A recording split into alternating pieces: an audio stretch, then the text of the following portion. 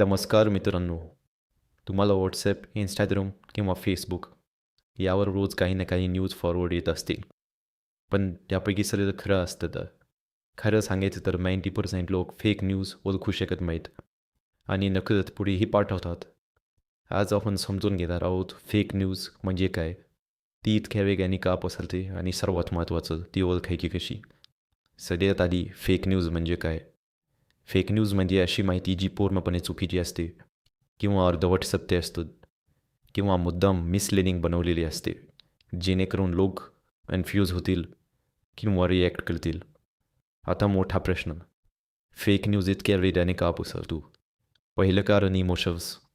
जर एखादी बातमी तुम्हाला राग आणते, भीती वाटायला लावते किंवा खूप शॉकिंग वाटते, तर ती तुम्ही लगेच शेअर करायची इच्छा करता. दुसरं कारण फॉरवर्ड कल्चर. आपण व्हेरीफाय न करता फॉरवर्डेड हॅज रिसिव्ड करून टाकतो.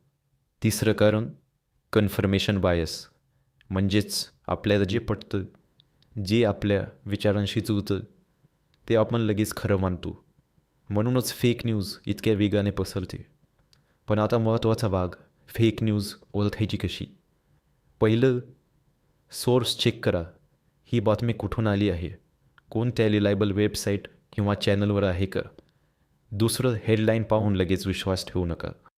कधीकधी हेडलाईन काहीतरी वाचते, पण ॲक्च्युअल कंटेंट वेगळं असतं. तिसरं, इमेज व्हेरीफाय करा. आजकाल जुने फोटो किंवा दुसऱ्या देशाचे फोटो वापरून लोकांना फसवलं जातं. तुम्ही गुगल रिव्हर्स इमेज सर्च करून चेक करू शकता. चौथं, डेप चेक करा. कधीकधी जुनी बातमी पुन्हा व्हायरल केली जाते, जणू ती आत्ताचीच आहे.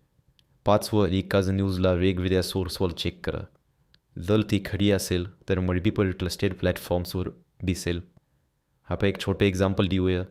समजा तुम्हाला एक मेसेज येतो, उद्यापासून सगळ्या बँक्स बंद होणार. तुम्ही घाबरता आणि लगेच शेअर करता. पण जर तुम्ही 30 सेकंड्स वेळ घेऊन चेक केलं, तर कळेल ती न्यूज फेक आहे. यामुळे काय होतं, लोकांमध्ये पॅनिक पसरतो, चुकीचे निर्णय येते जातात आणि कधीकधी समाजात तणावही निर्माण होतो. म्हणून एक साधा रूल लक्षात ठेवा, फॉरवर्ड करण्याआधी व्हेरीफाय करा.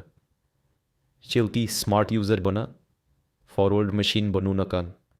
जर तुम्हाला अशा सोप्या आणि उपयोगी माहितीची व्हिडिओ आवडत असतील तर लाईक करा, शेअर करा आणि चॅनल सबस्क्राईब करायला विसरू नका. धन्यवाद.